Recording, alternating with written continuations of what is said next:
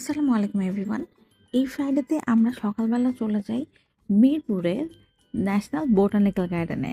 Yes right, আমরা বাসায় সবাই মিলে এবং ফ্যামিলি ফ্রেন্ডরা সহ হঠাৎ করে প্ল্যান করে আমরা ফ্রাইডে মর্নিংয়ে চলে যাই বোটানিক্যাল গার্ডেনে।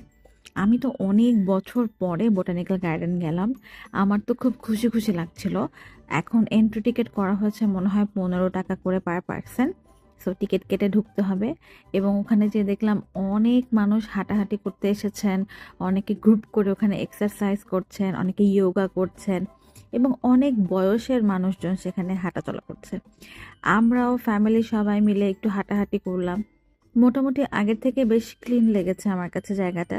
আমরা একটা বসার জিনিস নিয়ে গিয়েছিলাম যাতে আমরা একটু বসে ওখানে রেস্ট করতে পারি, যেহেতু আমাদের সাথে বাচ্চা আছে। তো আমরা সেগুলো বিছানোর জন্য ভালো একটা জায়গা খুঁজতেছিলাম। তার মধ্যেই আমরা এই পদ্ম পুকুরের পাশে এসে একটা জায়গা পেলাম, সেখানে আমরা কিছুক্ষণ বসে একটু গল্প টল্প করলাম।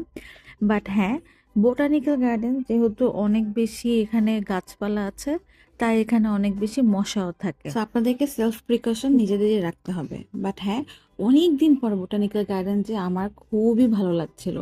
আর বাচ্চারাও বেশ ফান করেছে, কারণ ঢাকা শহরের মধ্যে খোলামেলা বাচ্চাদেরকে নিয়ে যাওয়ার মতো জায়গা তো আসলে কমে গিয়েছে।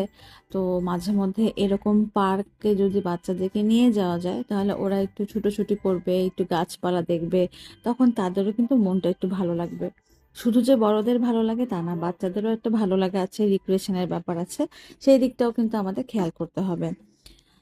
আমার মনে হলো যে আজকে এই ভিডিওটা আপনাদের সাথে শেয়ার করি, যাতে আপনারাও প্ল্যান করে একদিন এরকম কোনো পার্ক থেকে ঘুরে আসতে পারেন। আমরা প্রায় ঘন্টাখানেক সেদিন পার্কে ছিলাম সকালবেলা, এবং ঘোরাঘুরি হাঁটাহাঁটি সবকিছু শেষ করে আমরা আবার আমাদের বাসায় ফিরে যাচ্ছি। Thanks for watching. আল্লাহ হাফেজ।